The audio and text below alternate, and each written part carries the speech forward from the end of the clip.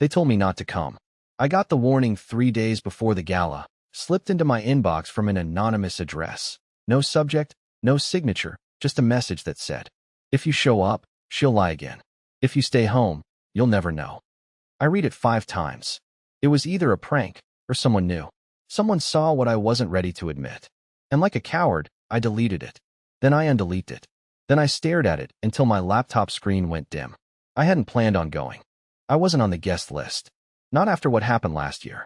Not after what she did. But something about that message crawled under my skin. Made it itch. So I rented a suit. Not mine. Mine didn't fit anymore. And honestly, I didn't care enough to fix that. This one smelled like someone else's success. I got to the gala before anyone saw me. Waited outside.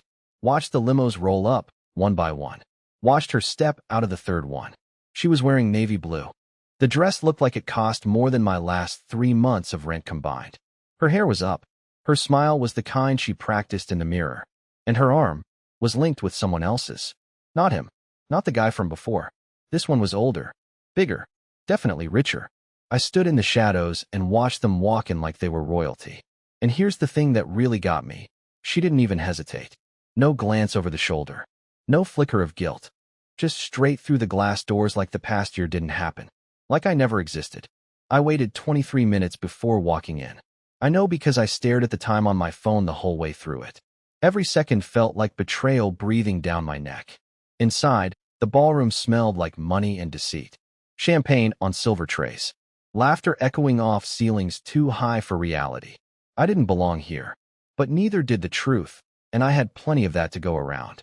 I saw her again near the grand piano, laughing, tapping her glass against his, whispering into his ear, her fingers brushing his chest like they were rehearsing for a scandal. That was our thing. That little touch. That tiny, innocent brush of fingertips. She used to do it when she was proud of me, when she thought no one was watching, when we were still real.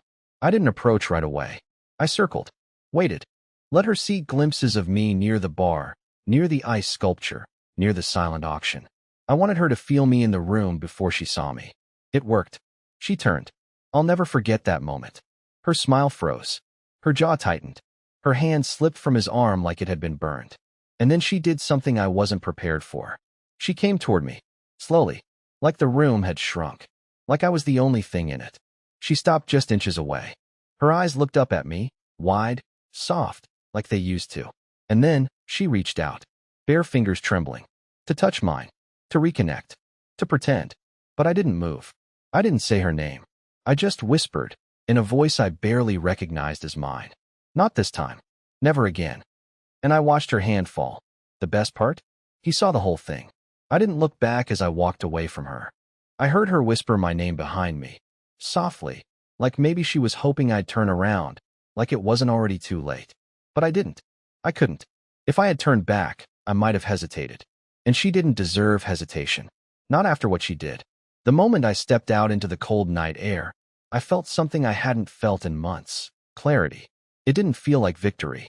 It wasn't relief. It was more like stepping out of a lie.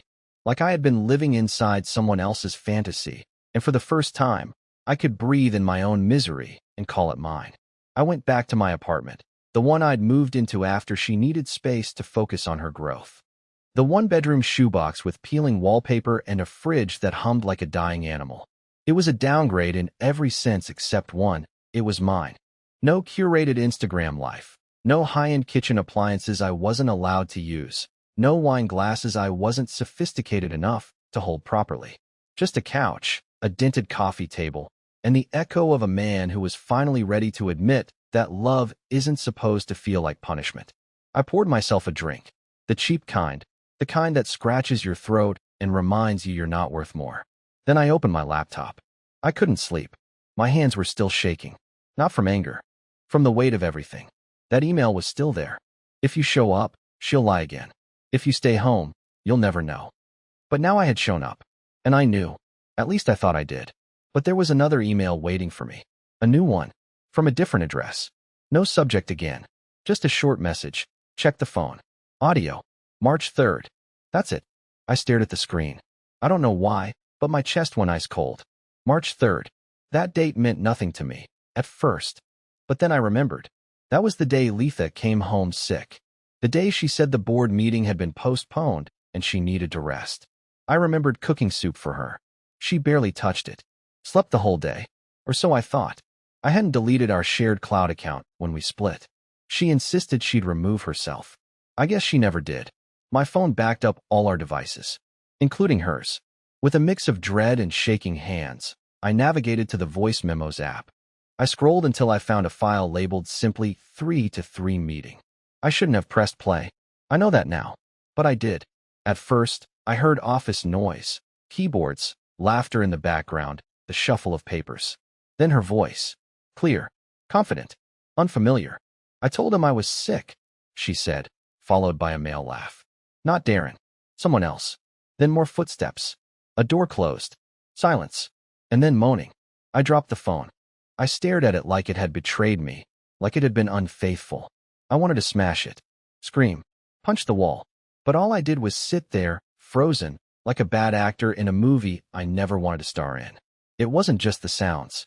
It was her voice in between them, laughing, telling him I was so oblivious I'd believe anything if she said it with a headache and a pout. And then, the part that wrecked me completely. I could cheat in the next room, and he'd still ask me if I need tea. I actually said that once. After she cried during a Zoom call, I made her tea. I thought I was helping. I shut the app, closed the laptop, but the words stayed with me, echoing louder than the audio ever could. The next day, I got a third email. This one had a photo attached. It was her. And him.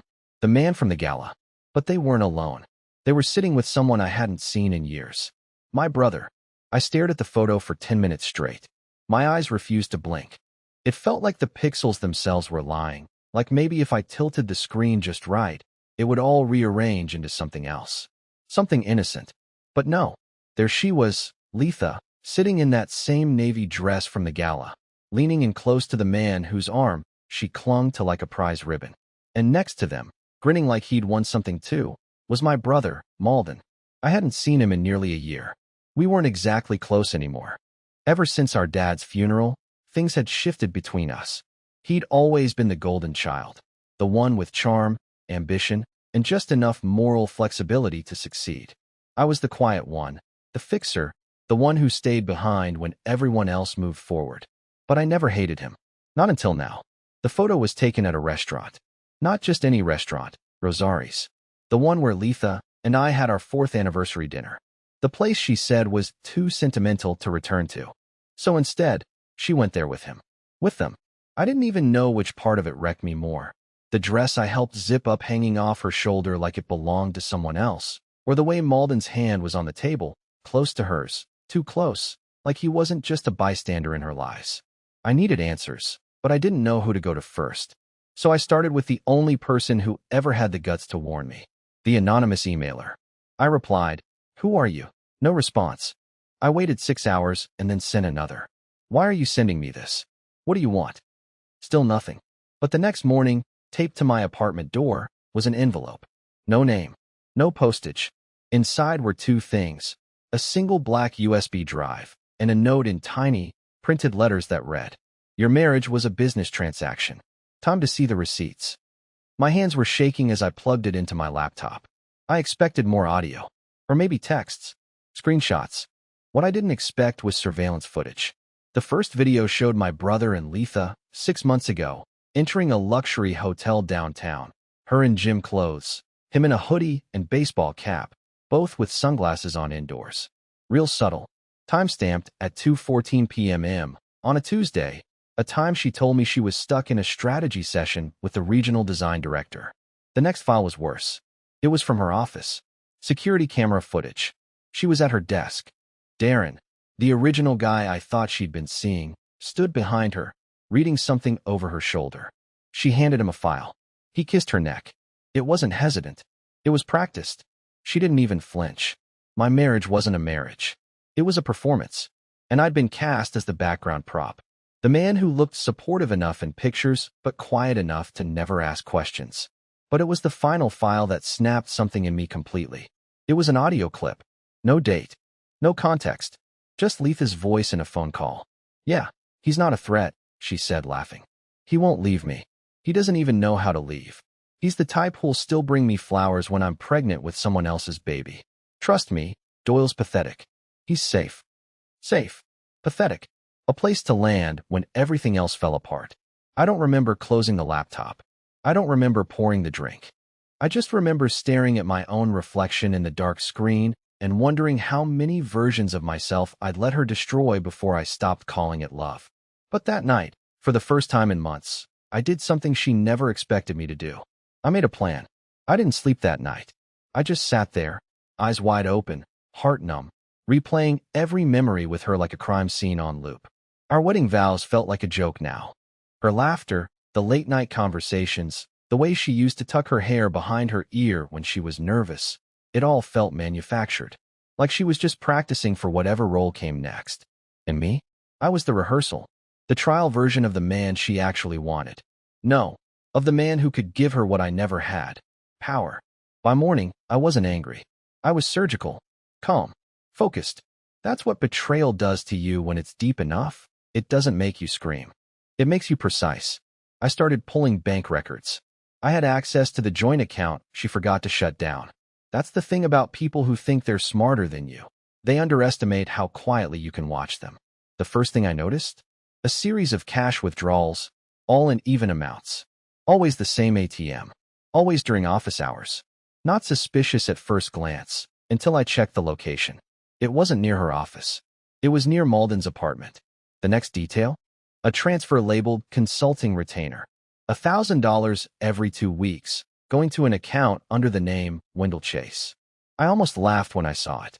She really thought I was that stupid? Wendell Chase was our cat's name growing up. He died when I was 11. But she remembered it. Used it. Thought I'd never notice. I traced the routing number. Guess who it belonged to? My brother. She was paying him. To do what? Keep quiet? Be a decoy?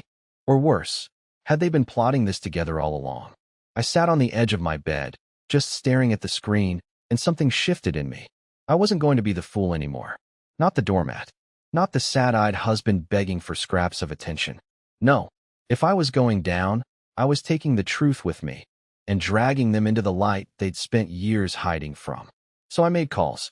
I contacted someone I hadn't spoken to in nearly a decade, an old college friend named Sterling, who now worked as an investigator for a private firm. He owed me a favor, and for once, I was ready to collect. I sent him everything: the bank transfers, the audio files, the photos, even the anonymous emails. I told him I didn't care how deep this went. I wanted every name, every date, every secret. Sterling didn't hesitate. "You sure you're ready for what I find?" he asked. "No," I told him. "But I need to hear it anyway." That same day, I got a text from Letha.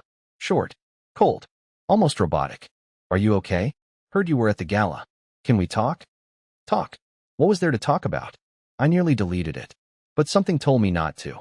Something told me to respond just enough to pull her in. So I texted back. Soon. Not yet. It was vague enough to keep her guessing. And that's exactly what I wanted. I wanted her nervous, unbalanced, wondering what I knew, and who else might know it too. By the end of the week, Sterling sent me his first report. I opened the PDF while sitting in my car, parked outside the same building I once helped her move into. The title was simple. Subject, Letha Hallberg, Internal Risk Assessment. Inside, it read like a spy novel. She'd been having not one, but 3 affairs over the course of our marriage. Darren was just the most recent. Malden had been involved for over 2 years. And the third? This one knocked the air out of my lungs. Her direct manager, Susan Atwell, married, 2 kids, a woman. I didn't know what hurt more, the betrayal itself, or the realization that she'd been living an entirely different life, layered with masks and mirrors I never saw through. But the report didn't end there. The final page showed a still image from a traffic camera. Letha, at 3:47 a.m., pulling out of a private medical facility. Alone. The date? 2 weeks before the gala. And the line under the photo, in bold red print. Subject was discharged from fertility clinic. Procedure unknown.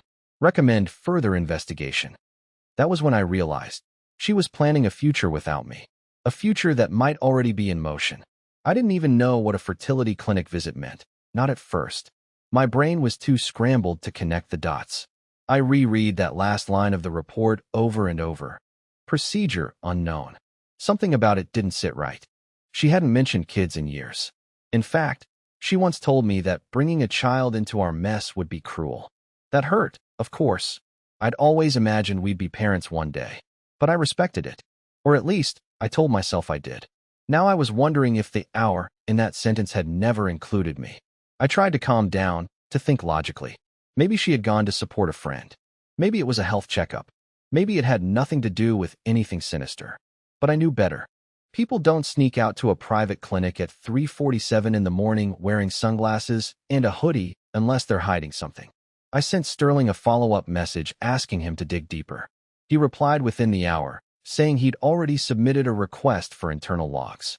Might take a day or two, he warned. Patience. That was the thing. I wasn't patient anymore. While I waited, I made another decision. I called Malden. He didn't pick up. I called again. Straight to voicemail. So I did something I swore I'd never do. I drove to his condo. He lived in one of those modern glass towers, the kind that scream status but feel cold inside. I stood outside his unit for a full minute before knocking. I could hear movement, hurried, panicked, and then silence. When the door finally opened, he looked like he hadn't slept. Shirt wrinkled, hair a mess. Guilty. Doyle, he said, swallowing hard. This is unexpected. You're going to want to sit down, I told him, walking past him before he could stop me. Inside, the place smelled like aftershave and secrets. I didn't waste time. You've been taking money from her, I said. You lied to me. For how long? His mouth opened, then shut. No defense.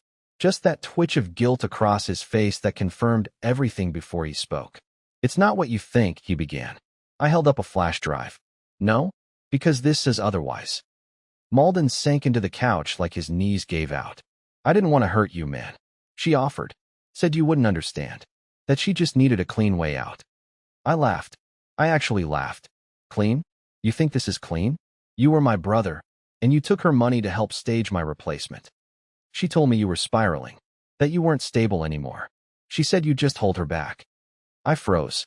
That word, spiraling, it wasn't random. It was scripted. She said the same thing in the audio file. He was quoting her, word for word. I stood there, breath shallow, chest tight. Then I asked the one question I wasn't sure I wanted the answer to. Did she get pregnant? Malden looked up slowly. I don't know, Doyle. But if she did, it's not yours. I didn't say anything after he told me that. I just stood there, staring at my brother like I was looking through him. Like he wasn't even a real person anymore. Just another crack in the life I thought I'd built. He didn't try to explain further. Didn't apologize again. He just sat there, hunched over, avoiding my eyes, probably realizing there was no version of this conversation that would end without damage. I left his condo in silence. When I got home, I checked my email. Sterling had sent a follow-up. Short. 2 attachments. A one-line message. I hope you're ready for this. The first file was a document from the clinic, redacted in parts, but with just enough left visible to confirm what I feared. Letha had not only been visiting for consultations, she had undergone IVF. The listed procedure date? 10 days before the gala. And the patient's listed emergency contact? Malden Hallberg. It wasn't even subtle. But the second attachment, that was the one that broke me. A scanned intake form with a handwritten note from Letha to the clinic administrator, requesting that my husband not be contacted under any circumstances. He is unaware of this process. She even signed it. There was her handwriting, confident and steady, like this was all just business. I sat there in the dark, the screen burning my eyes, my chest hollowing out piece by piece. She had planned a child. Not with me. Not even for me. But while still legally married to me, while still pretending to come home to the man who folded her laundry and stocked her favorite creamer, she had built a future behind my back, with my own brother. And she tried to make sure I never found out. But someone wanted me to find out. Someone had been feeding me clues. Someone who knew all of it and wanted it to burn. So I made a move. I texted Letha. Let's talk. Tomorrow. In public. She responded in less than a minute. Yes, please. No hesitation. No demands. Which meant she was scared. Or maybe just ready to tie up loose ends. Either way, I was done playing catch-up. If she thought she could walk away from this untouched, she was about to learn something new about the man she'd underestimated. The next morning, I walked into that cafe like I was walking into court. She was already there, seated by the window, sipping her overpriced latte like it was any other Wednesday. When she saw me, her expression faltered, just for a second, before she gave me that same soft smile she used when she wanted to end a fight without actually apologizing. "Doyle," she said, "I'm glad you came." I sat down slowly, placed a small envelope on the table, and met her gaze. "You're going to tell me the truth," I said, voice low, "or I'll show the entire company what's in here." She blinked. Her fingers froze on the cup. "What is it?" "Proof," I said. "Every lie. Every transaction. Every voice memo. Every clinic visit. Your manager. Darren. Malden. All of it." She looked like she might be sick. And then, for the first time, she dropped the mask. "What do you want from me?" she whispered. And I smiled. "Nothing," I said. "I'm already taking everything." For a moment, she didn't say anything. Her fingers trembled slightly as she moved her coffee aside like it was suddenly in the way. I could see her mind racing behind her perfectly calm expression, calculating, spinning, trying to recover some kind of upper hand. But she was too late. She had underestimated me for so long. She didn't know how to speak to me without using some version of control. "I didn't want to hurt you," she finally said, her voice barely above a whisper. Things got complicated." I almost laughed. Complicated? That's what she called sneaking off to a fertility clinic while she was still married to me, paying my brother to stay quiet, having an affair with her boss and her boss's boss, and possibly planning to raise a child with someone who wasn't even in her life a year ago. "I'm not here for closure," I said, keeping my voice low. "I'm not here to fight. I'm just giving you the courtesy of knowing what's coming." Her eyes narrowed. "Coming. Your job," I said. "Gone. Your little web of secrets? Torn apart." I sent copies of everything to Susan's husband, Darren's wife, HR, the board, Malden's firm, too. "You'll start getting calls within the hour." I expected her to panic, to scream, maybe even to beg. But instead she laughed. Softly, bitterly. "You think that's all of it?" she said. "You think you have the whole picture?" I stared at her, confused. "I didn't go to the clinic for Malden," she said, finally looking me dead in the eyes. "Or Darren. Or anyone you think you've got figured out." She leaned in, lowering her voice so only I could hear it. "I was going alone." My heart slowed. "What?" She smirked. "I used your name, Doyle. You were listed as my husband, so they let it slide. But the sample? The donor profile? It was anonymous. You were never part of the plan, but you were the cover." It hit me like a wave I didn't see coming. She had used my identity to build something I had no part in. Legally, ethically, I didn't even know what it meant, but it felt deeper than betrayal. It felt like theft, like I'd been erased from my own story and then used as a prop in hers. "Why?" I managed to ask. "Because," she said, tilting her head, "you were safe. Predictable. You didn't ask questions. You were the perfect alibi." I felt something crack in my chest. Not anger, not sadness, just this raw, hollow disappointment that I'd given so much of my life to someone who saw me as nothing more than a shield, a placeholder. "I hope it was worth it," I said. She nodded once. "It was." But then I stood up, and that's when I gave her the final blow. "You know the donor wasn't anonymous, right?" That shook her. "I traced it," I said, voice steady now. "You didn't cover your tracks well enough. You chose someone you thought was powerful, successful, genetically superior." I leaned in, just like she had. "But you know what else he is? A convicted felon in another state. Identity theft. You really should have checked his past." Her lips parted slightly. She looked pale.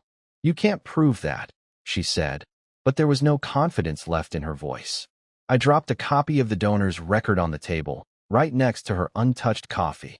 "You're going to lose everything, Letha," I said quietly. "And this time, I won't be there to help you clean it up." Then I walked out. I didn't look back. It's been 9 months since I walked out of that cafe. I remember how the air outside felt. Crisp, biting, clean. Like something had been lifted from my lungs that I didn't even know was there. For the first time in years, I didn't feel like I was being crushed under someone else's plans. I felt like me again. A lot changed after that day. Letha's downfall was quiet but thorough. She didn't get fired immediately, but once the board saw the reports and the legal complications surrounding her misuse of marital identity for medical access, they launched an investigation. Susan resigned to focus on family. Darren was let go under the ever-popular mutual agreement. And Malden? He lost his consulting license.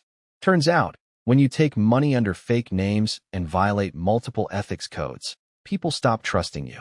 She tried to call me once after that, just once. I let it go to voicemail. Her voice was soft, shaken, not her usual rehearsed confidence. She said she didn't know how things got so twisted, that it was never supposed to end that way, that maybe I could forgive her someday. I didn't delete the voicemail. I didn't respond either. I just let it sit there, quietly collecting dust, like everything else she left behind. But this isn't about her anymore. A few weeks after everything fell apart, Sterling, the friend who helped me pull the truth out, invited me to a small gathering. Nothing fancy, just a quiet night with people who didn't know my story, who didn't look at me like I was broken. I almost didn't go, but I forced myself. That's where I met Alira. She wasn't loud. She didn't come with flashy smiles or a perfect dress. She brought a tray of homemade lemon bars and accidentally spilled iced tea on my shoes. But she looked me in the eye when she apologized, really looked. And for some reason, I didn't flinch. We talked that night for 4 hours straight. And the strangest part? I didn't tell her a single thing about Letha. Not then. Not for weeks. Because for once, I wanted something that started without pain. Without scars being the first thing on the table. Today, I work in a new city. Smaller firm. Fewer people. I walk to work now. My apartment is modest, but it smells like me. Not cologne I never wore or perfume I never liked. Just coffee, books, and peace. Alira and I are still taking it slow. She knows the truth now, not all the details, but enough. And she never looked at me with pity, just with understanding. Some nights, when it's quiet, she'll reach for my hand without saying anything. And that's enough. Last week, we passed by a wedding boutique. She stopped to admire a dress in the window. I didn't panic. I didn't freeze. I just smiled and asked her if she liked lace or silk. She blushed. I don't know where this road leads. But I do know I'm finally walking it with someone who sees me. Not as a placeholder, not as a backup plan, but as a person, a partner. So if you've been in that dark place, thinking it'll never get better, it does. One breath at a time. One truth at a time. One goodbye at a time.